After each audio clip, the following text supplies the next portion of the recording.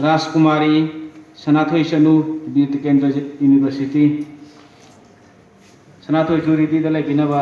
नलोग निंसिंजरी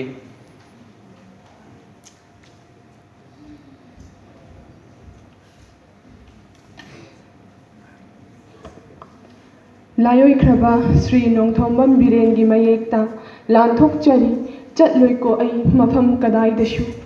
हे मणिपुर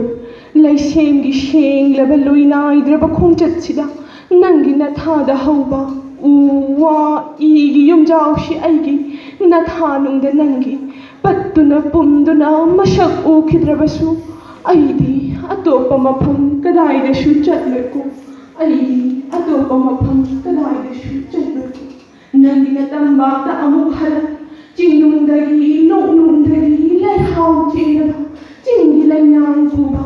इंगा इंगेलगी अखक अराउ लोइनबा कुंगी नोंगजूगी वा वा खोंजेलता Imphal तुरेलगी Iril तुरेलगी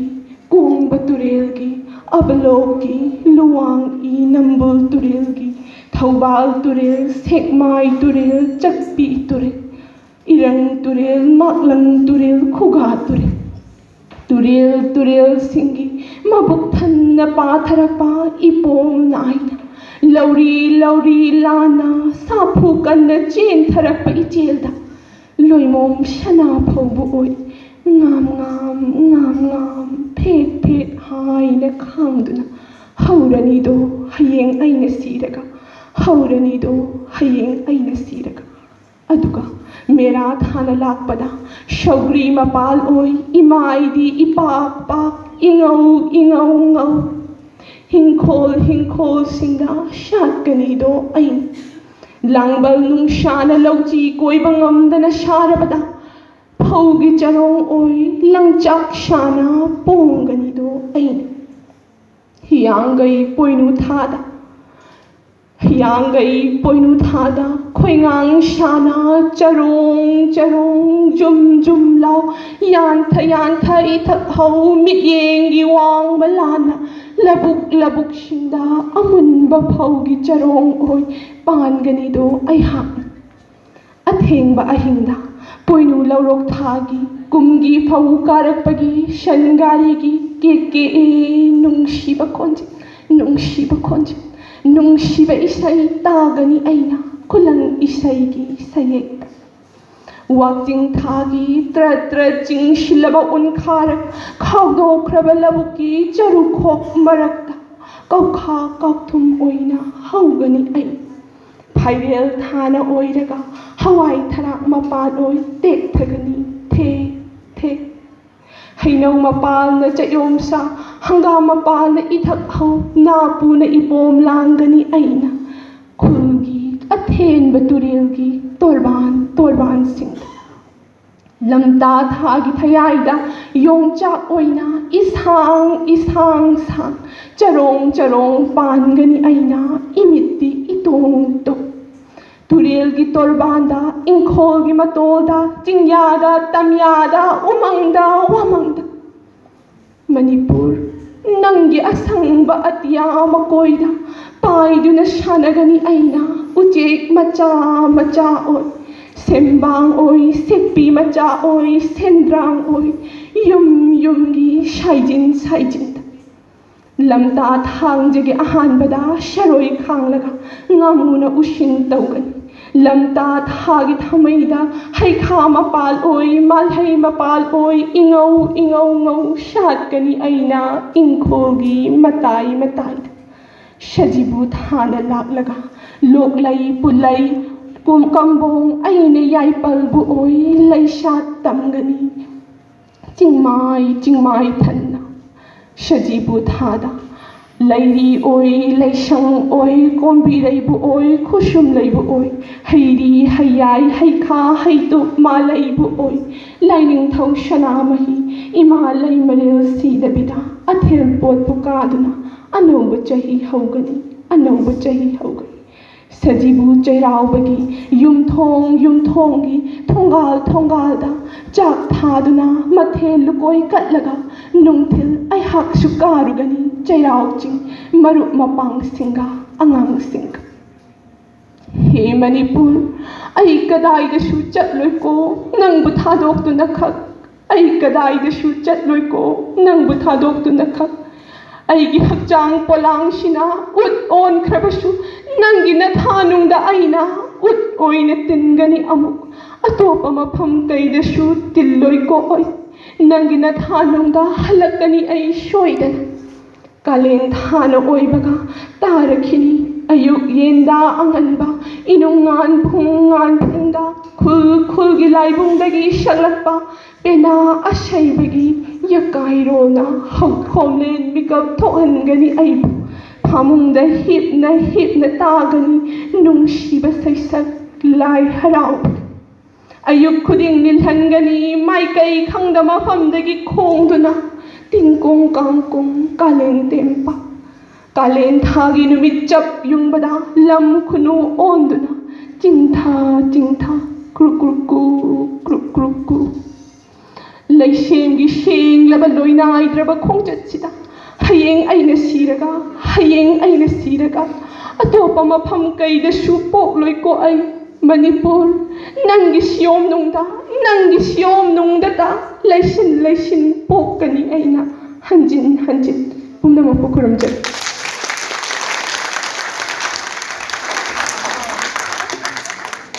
Thagatsari Wanglembam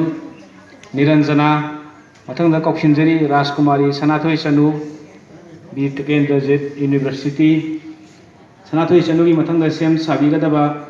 Nikita Namai Rapam Bimit Nikita Namai Rapam kitang stage romda kitang nakshin biraknaba ningsingjari hawjit thokpiraklibasina Sanathoi Chanu Bir Tekendra University अहंब मक्तदा जुरी the election बिरिबा अमदी तीन बिरम मयाम पुनमको इकोकनोना इकाई खुमनबो चरी अइना ngasi लांथोकजगदोरिबा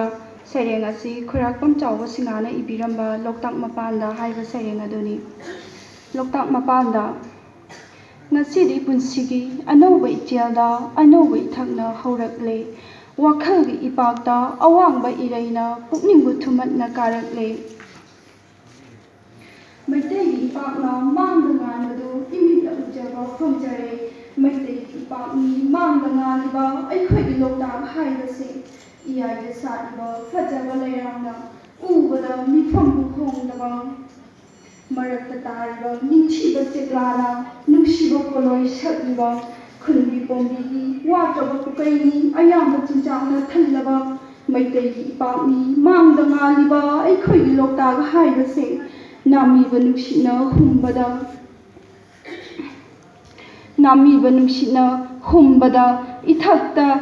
nami banusina ithatta humbada ithatna jagoi sariba hithakta tongduna khungi ima singna ingi jagoi lairiba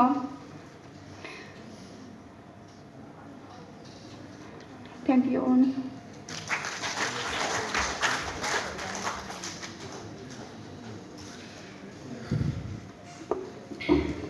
Kauksinjari Nikita Namai Rapam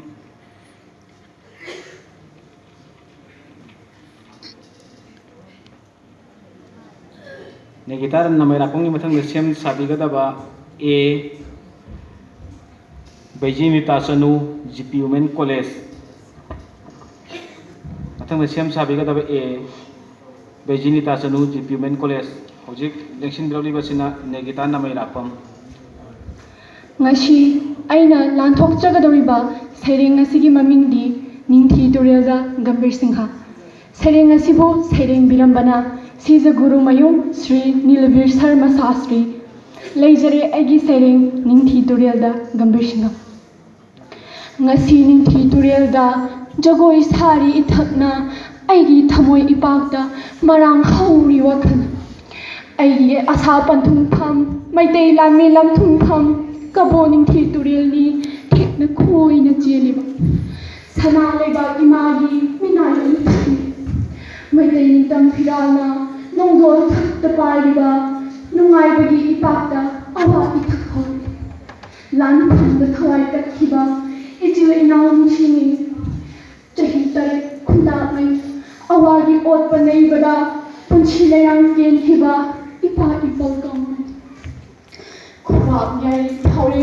ꯁꯔꯨꯛ ꯑꯣꯏꯕꯒꯨꯝ ꯎꯈꯤꯕ ꯀꯗꯥꯏ ꯃꯩꯇꯩ ꯄꯥꯈꯪꯁꯤꯡ ꯄꯂꯦꯝꯅꯤꯡꯕ ꯑꯊꯧ ꯃꯣꯔꯣꯛ ꯊꯥꯅ ꯍꯥꯠꯈꯤꯕ ꯁꯤꯡꯉꯝꯗꯅ ꯁꯤꯈꯤꯕ ꯄꯨꯟꯁꯤ ꯂꯝꯗꯥꯡ ꯇꯦꯟꯈꯤꯕꯤ ꯄꯂꯦꯝ ꯏꯃꯥ ꯀꯨꯡꯒꯥꯏ ꯐꯩꯔꯥ ꯊꯛꯀꯤ ꯅꯋꯥꯁꯤꯡ ꯊꯥꯁꯦꯠꯅꯅ ꯃꯨꯠꯈꯤꯕ ꯊꯧꯗꯣꯅꯨꯡꯗ ꯍꯥꯏꯍꯠꯄ ꯃꯤꯍꯥꯠ ꯊꯤꯕ ꯑꯋꯥꯅ ꯊꯋꯥꯏ ꯑꯣꯠꯄ ꯅꯩꯕꯅ ꯃꯤꯠꯂꯨ ꯄꯤꯔꯥꯡ ꯏꯔꯥ ꯍꯧ ꯂꯣꯏꯕꯤ ꯆꯤꯡꯂꯣꯟ ꯂꯥꯟꯈꯤꯕ ꯑꯩꯒꯤ ꯃꯩꯇꯩ ꯅꯨꯡꯁꯤ ꯄꯥꯔꯤ ꯀꯥꯏꯅ ꯃꯩꯆꯥꯛꯅ ꯃꯤꯠꯀꯤ ꯄꯤꯕꯨ ꯀꯪꯗ꯭ꯔꯕꯤ ꯃꯩꯇꯩ ꯂꯩꯃ ꯏꯃꯥꯅꯤ ꯑꯋꯥ ꯃꯩꯁꯥ ꯂꯥꯡꯂꯕꯤ ꯕ꯭ꯔꯖ ꯁꯤꯡꯍꯥ ꯊꯪꯁꯥꯡꯅꯤ ꯌꯥꯝꯕꯨꯡ ꯆꯧꯔꯖꯤꯠꯀꯤ ꯈꯨꯗꯣꯜ ꯌꯦꯛꯅ ꯂꯤꯁꯤꯡ ꯍꯥꯠꯄꯗ ꯃꯊꯧ ꯍꯟꯕ ꯂꯩꯇ꯭ꯔꯕ ꯆꯥꯕ ꯊꯛꯄ ꯇꯨꯝꯕꯗ ꯌꯦꯛꯅ ꯂꯥꯟꯐꯝ ꯃꯌꯥꯏꯗ ꯊꯥꯔꯛꯇ꯭ꯔꯕ ꯊꯪꯁꯥꯡꯗꯤ ꯌꯦꯛꯅ ꯑꯋꯥꯏꯃꯪꯐꯝ ꯋꯥꯁꯛꯂꯝꯃꯤ ꯌꯥꯝꯕꯨꯡꯗ ꯌꯦꯛꯅ ꯃꯥꯏꯊꯤ ꯄꯤꯗꯨꯅ ꯏ ꯇꯩꯔꯕ ꯊꯪꯁꯥꯡꯁꯤ ꯆꯥꯝꯒꯤ ꯅꯤꯡꯊꯤ ꯇꯨꯔꯦꯜꯗ ꯑꯩꯒꯤ ꯈꯨꯗꯨꯝ ꯑꯆꯦꯠꯄ ꯊꯥꯡꯒꯤ ꯊꯥꯡꯈꯣꯛ ꯑꯁꯤꯒ ꯌꯦꯛꯅꯕꯒꯤ ꯏꯇꯅ ꯑꯃꯠꯇ ꯑꯣꯏꯅ ꯅꯞꯁꯤꯟꯅꯈ꯭ꯔꯦ ꯏꯇꯅ ꯉꯥꯡꯉꯕ ꯊꯥꯡꯁꯦ ꯉꯁꯤ ꯆꯥꯝꯒꯤ ꯅꯤꯡꯊꯤꯗ ꯌꯥꯝꯕꯨꯡ ꯅꯤꯡꯕ ꯊꯨꯡꯅꯕ ꯑꯩꯒꯤ ꯋꯥꯁꯛ ꯉꯥꯛꯅꯕ ꯀꯣꯜꯍꯤꯡꯅꯗꯤ ꯉꯥꯡꯂꯤꯕ ꯏꯅꯤ ꯉꯥꯡꯅ ꯇꯩꯔꯤꯕ ꯃꯩꯇꯩ ꯁ꯭ꯋꯥꯙꯤꯟ ꯄꯤꯔꯕ ꯅꯤꯡꯊꯤ ꯇꯥꯅ ꯂꯥꯛꯂꯤꯕ ꯍꯦ ꯅꯤꯡꯊꯤ ꯄꯨꯛꯇꯞꯄꯤ ꯅꯪꯒꯤ ꯏꯆꯦꯜ ꯑꯔꯪꯕ ꯄꯨꯈꯣ ꯏꯁꯦ ꯑꯉꯥꯡꯕ ꯁꯃꯨꯗ꯭ꯔ ꯏꯃꯥꯏ ꯊꯨꯡꯅꯕ ꯃꯩꯇꯩꯁꯤꯡꯒꯤ ꯊꯧꯅꯥꯗꯣ ꯇꯝꯃꯨ ꯇꯥꯏꯕꯪ ꯁꯤꯟꯅꯕ ꯃꯍꯥꯁꯥꯒꯔ ꯐꯥꯎꯗꯨꯅ ꯃꯥꯂꯦꯝ ꯊꯨꯡꯅ ꯆꯠꯇꯨꯅ ꯄꯨꯝꯅꯃꯛꯄꯨ ꯈꯨꯔꯨꯝꯖꯩ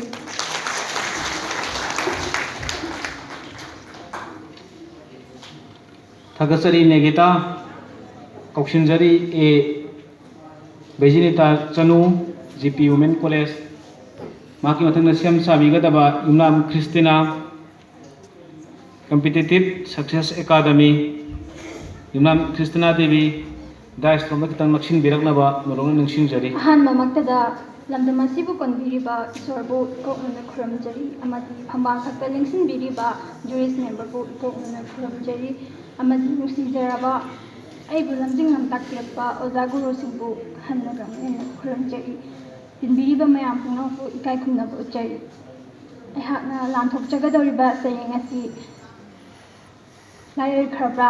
ꯑꯅꯧꯕ ꯃꯅꯤꯄꯨꯔꯤ ꯁꯥꯍꯤꯇ꯭ꯌꯒꯤ ꯂꯝꯌꯥꯟꯕ ꯀꯕꯤꯅꯤ ꯍꯥꯏꯅ ꯂꯧꯅꯔꯤꯕ ꯗꯥꯛꯇꯔ ꯂꯃꯥꯕꯝ ꯀꯃꯜ ꯁꯤꯡꯍꯥꯅ ꯏꯕ ꯆꯟꯗ꯭ꯔ ꯅꯗꯤ ꯊꯥꯞꯅ ꯎꯔꯤꯕ ꯆꯤꯡ ꯑꯁꯤ ꯑꯣꯟꯊꯣꯛꯅ ꯅꯤꯡꯊꯤꯗ ꯅꯧꯅ ꯄꯨꯛꯅꯤꯡ ꯍꯨꯅ ꯅꯤꯡꯊꯤꯗ ꯏꯪꯅ ꯂꯤꯛ ꯂꯤꯛ ꯂꯥꯎꯏꯗ ꯁꯪꯕꯥꯅꯕ ꯑꯇꯤꯌꯥꯃꯛꯁꯨ ꯅꯝꯍꯠꯂꯤ ꯃꯁꯤ ꯁꯪꯕꯥꯅꯕ ꯑꯇꯤꯌꯥꯒ ꯁꯝꯅꯈ꯭ꯔꯕꯅꯤ ꯑꯃꯨꯛꯇꯪ ꯌꯦꯡꯉꯨꯕꯗ ꯄꯨꯛꯅꯤꯡ ꯍꯨꯅ ꯅꯤꯡꯊꯤꯗ ꯃꯁꯤ ꯑꯋꯣꯏꯕꯃꯛ ꯁꯪꯕꯥꯅꯕ ꯑꯇꯤꯌꯥꯒꯤ ꯃꯆꯨꯅꯤ ꯅꯠꯇꯦ ꯃꯈꯣꯡꯗ ꯆꯪꯂꯕꯗꯤ ꯎꯕ ꯐꯪꯒꯅꯤ ꯑꯁꯣꯡꯕ ꯁꯥ ꯀꯩꯅ ꯊꯜꯂꯕ ꯅꯥꯔꯛꯅꯤ ꯇꯤꯡꯈꯪ ꯇꯤꯡꯊꯧ ꯍꯧꯕ ꯂꯩꯇꯦ ꯃꯥꯟꯅꯕ ꯂꯝ ꯈꯔꯗꯅꯤ ꯑꯋꯥꯕꯅꯤ ꯑꯅꯛꯄ ꯆꯟꯗ꯭ꯔ ꯅꯗꯤꯒꯤ ꯗ꯭ꯔꯤꯁ꯭ꯌ ꯇꯣꯔꯕꯥꯟꯁꯨ ꯅꯥꯔꯛꯅ ꯑꯣꯏꯈꯔꯦ ꯃꯅꯨꯡꯁꯨ ꯅꯥꯄꯤꯅ ꯊꯟꯈꯔꯦ ꯇꯧꯏꯒꯨꯝꯕꯁꯨꯡ ꯏꯇꯤꯍꯥꯁꯀꯤ ꯏꯆꯦꯜ ꯆꯦꯜꯂꯤ ꯂꯩꯅꯨꯡꯗꯗꯤ ꯃꯇꯝ ꯑꯃꯗ ꯃꯍꯥꯛꯀꯤ ꯑꯀꯟꯕ ꯏꯆꯦꯜꯅ ꯇꯣꯔꯕꯥꯟꯗ ꯍꯧꯕ ꯎꯄꯥꯜ ꯋꯥꯄꯥꯜ ꯐꯨꯛꯇꯣꯛꯂꯝꯃꯤ ꯍꯧꯖꯤꯛꯇꯤ ꯐꯜꯒꯨꯝ ꯒꯪꯒꯥꯒꯨꯝ ꯂꯥꯏꯒꯤ ꯏꯆꯦꯜ ꯇꯣꯛꯇꯨꯅ ꯑꯊꯨꯞꯄ ꯄꯨꯛꯅꯤꯡꯒꯤ ꯑꯊꯨꯞꯄ ꯃꯐꯝꯗ ꯃꯅꯨꯡꯗ ꯑꯋꯥꯕꯒꯤ ꯏꯆꯦꯜ ꯆꯦꯜꯂꯤ ꯂꯣꯟꯅ ꯂꯣꯟꯅ ꯑꯗꯨꯕꯨ ꯑꯋꯥꯕꯒꯤ ꯏꯆꯦꯜ ꯑꯗꯨ ꯀꯅꯥꯅꯁꯨ ꯎꯕ ꯐꯪꯗꯦ ꯀꯥꯟꯆꯤꯄꯨꯔꯒꯤ ꯑꯋꯥꯕ ꯄꯥꯎꯕꯨ ꯄꯨꯈꯤꯗꯨꯅ ꯑꯍꯤꯡ ꯅꯨꯡꯊꯤꯜ ꯅꯥꯏꯗꯅ ꯆꯦꯟꯊꯔꯤ ꯑꯃꯝꯕ ꯁꯃꯨꯗ꯭ꯔ ꯇꯝꯅ ꯂꯣꯛꯇꯥꯛ ꯂꯣꯝꯗ ꯇꯝꯂꯛꯏ ꯂꯥꯏꯖꯩ ꯏꯆꯦꯜ ꯆꯦꯜꯂꯤꯉꯩꯗ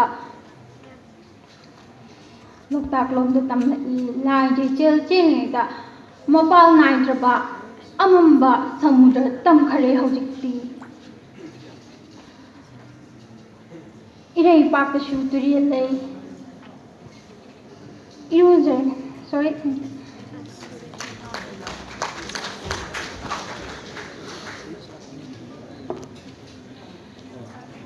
थागसरी मथंग कौशिनजरी युमनाम क्रिस्टिना देवी मरक्तना अमुक निंसिंगजबा अमना कॉम्पिटिटरसिंगना सैरेंग लांथोकपा काबिरकपा मतमदा अतोपा वाफै ꯄꯟꯕꯤꯗꯅꯕ ꯁꯨꯞꯅꯒꯤ ꯑꯗꯣꯝꯅ ꯂꯥꯟꯊꯣꯛꯀꯗꯧꯔꯤꯕ ꯁꯩꯔꯦꯡ ꯃꯃꯤꯡ ꯑꯃꯗꯤ ꯑꯏꯕ ꯑꯗꯨꯇꯪ ꯂꯥꯟꯊꯣꯛꯄꯤꯅꯕ ꯁꯤꯟꯖ ꯂꯥꯡꯖꯔꯤꯕꯁꯤꯡꯒꯤ ꯃꯥꯏꯀꯩꯗꯒꯤ ꯑꯃꯨꯛ ꯍꯟꯅ ꯅꯤꯡꯁꯤꯡꯖꯔꯤ ꯍꯧꯖꯤꯛ ꯅꯤꯡꯁꯤꯡꯗꯨꯅ ꯂꯩꯕꯤꯔꯤꯕꯁꯤꯅ ꯌꯨꯝꯅꯥꯝ ꯈ꯭ꯔꯤꯁꯇꯤꯅꯥꯒꯤ ꯃꯊꯪꯗ ꯁꯦꯝ ꯁꯥꯕꯤꯒꯗꯕꯅ ꯁꯨꯁꯃꯥ ꯂꯣꯡꯖꯝ ꯃꯊꯪꯒꯤ ꯔꯦꯗꯤꯗ ꯂꯩꯕꯤꯅꯕ ꯅꯤꯡꯁꯤꯡꯖꯔꯤ ꯑꯩꯅ ꯂꯥꯟꯊꯣꯛꯆꯒꯗꯧꯔꯤꯕ ꯁꯩꯔꯦꯡ ꯑꯁꯤ ꯍꯤꯖꯝ ꯏꯔꯥꯕꯣꯠꯅ ꯏꯕ ꯗꯤꯈꯧꯒꯤ ꯇꯣꯔꯕꯥꯟ ꯗꯤꯈꯧꯒꯤ ꯇꯨꯊꯨꯞꯇ ꯋꯥꯡꯕꯒꯤ ꯍꯤꯗꯦꯟꯗ ꯅꯨꯃꯤꯠꯅ ꯏꯔꯨꯖꯕ ꯎꯔꯤ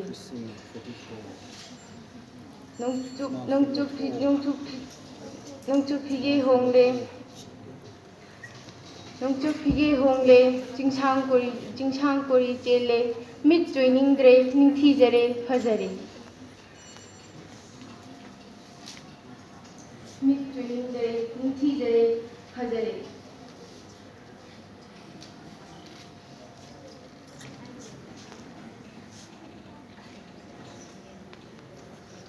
ꯗꯤꯈꯧꯒꯤ ꯅꯤꯡꯁꯤꯡ ꯃꯤꯆꯦꯜꯗ ꯇꯥꯎꯊꯔꯤ ꯃꯪꯉꯥ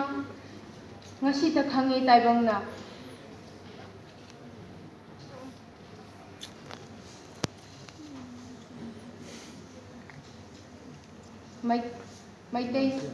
ꯃꯩꯇꯩ ꯅꯤꯡꯊꯧ ꯌꯥꯏꯐꯕ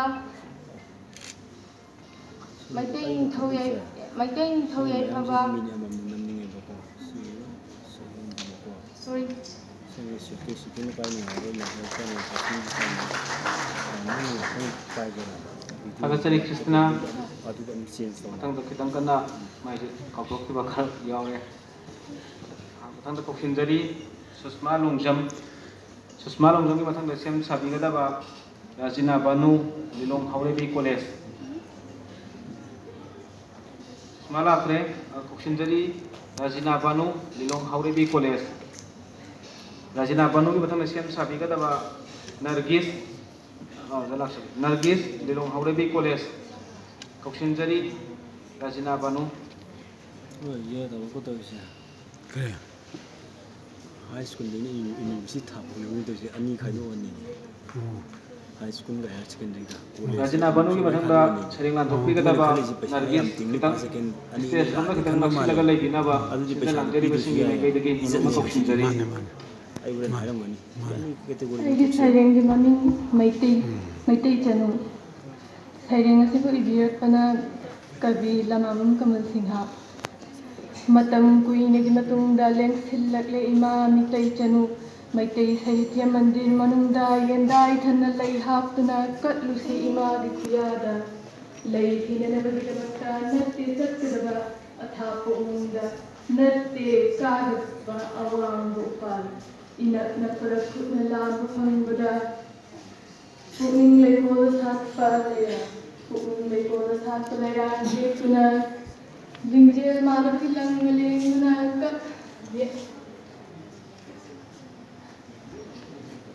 ꯑꯈꯥꯡꯕ ꯀꯟꯕꯒꯤ ꯌꯦꯟꯗꯥꯏꯗ ꯍꯥꯞꯇꯨꯅ ꯀꯠꯂꯨꯁꯤꯅꯤ ꯏꯃꯥꯒꯤ ꯈꯨꯌꯥꯗ ꯂꯩꯒꯤ ꯃꯟꯗꯤꯔ ꯁꯥꯔꯨꯁꯤ ꯏꯃꯥꯒꯤ ꯄꯥꯝꯗꯦ ꯌꯣꯠꯀꯤ ꯃꯟꯗꯤꯔ ꯃꯥꯡꯒꯗꯕ ꯀꯣꯊꯤꯡ ꯀꯥꯔꯒ ꯄꯥꯝꯗꯦ ꯅꯨꯡꯒꯤ ꯃꯟꯗꯤꯔ ꯂꯨꯞꯀꯗꯕ ꯃꯇꯝꯒꯤ ꯏꯊꯛ ꯃꯅꯨꯡꯗ ꯄꯥꯝꯗꯦ ꯆꯦꯛꯀꯤ ꯃꯟꯗꯤꯔ ꯃꯇꯝ ꯀꯨꯏꯅ ꯂꯩꯒꯗꯕ ꯃꯟꯗꯨꯅ ꯁꯥꯔꯨꯁꯤ ꯂꯩꯒꯤ ꯃꯟꯗꯤꯔ ꯏꯃꯥꯒꯤ ꯃꯇꯝꯒꯤ ꯏꯊꯛ ꯃꯊꯛꯇ ꯇꯥꯎꯈꯠꯅꯕ ꯀꯪꯈ꯭ꯔꯒ ꯑꯃꯨꯛ ꯍꯟꯅ ꯆꯣꯡꯂꯛꯄ ꯑꯗꯨꯒꯨꯝꯕ ꯂꯩꯒꯤ ꯆꯥꯔꯅ ꯃꯟꯗꯤꯔꯒꯤ ꯌꯨꯡꯕꯤ ꯌꯨꯡꯂꯨꯁꯤ ꯏꯃꯥꯒꯤ ꯃꯟꯗꯤꯔꯒꯤ ꯌꯨꯡꯕꯤ ꯌꯨꯡꯂꯨꯁꯤ ꯃꯇꯝ ꯑꯁꯨꯝ ꯀꯨꯏꯔꯛꯂꯒ ꯆꯥꯎꯈꯠꯅꯕ ꯀꯨꯝꯕꯤ ꯀꯥꯂꯦꯟ नाꯏꯗꯅ ꯁꯥꯠꯄ ꯂꯩꯒꯤ ꯆꯥꯔ ꯊꯤꯔꯨꯁꯤ ꯃꯟꯗꯤꯔꯒꯤ ꯑꯀꯣꯏꯕꯗ ꯊꯥꯔꯨꯁꯤ ꯃꯇꯝ ꯑꯁꯨꯝ ꯀꯨꯏꯔꯛꯂꯒ ꯃꯁꯥ ꯃꯔꯦꯡ ꯀꯪꯈ꯭ꯔꯒ ꯃꯥꯡꯕ ꯍꯛꯆꯥꯡꯅ ꯂꯩꯍꯧꯁꯅꯨ ꯄꯨꯛꯅꯤꯡ ꯂꯩꯔꯥꯡꯗꯣ ꯁꯥꯠꯍꯧꯁꯅꯨ ꯃꯟꯗꯤꯔꯒꯤ ꯑꯀꯣꯏꯕꯗ ꯃꯥꯇ꯭ꯔ ꯃꯟꯗꯤꯔꯒꯤ Matri mandirgi lainam nungsiba tapna liri liri sitpa nungsitna humduna pukhisanu mitai khudingda dekhat sanu sirum narum mitai pukning asonggo mangga khattuna tha sanu tagup tagup palai gichar katnanaba imada sem sanu ningthibani kunjaban athapada laiba nakpada laiba achaubasu apikpasu ningnasi imagi ming maitai chanugi machani matri mandirgi laipalna kelaktuna makhok loiraga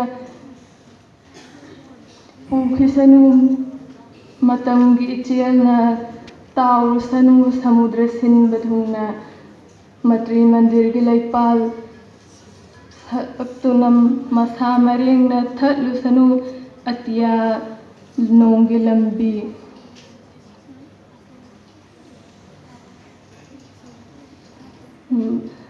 Maitei tampakta hauba lairang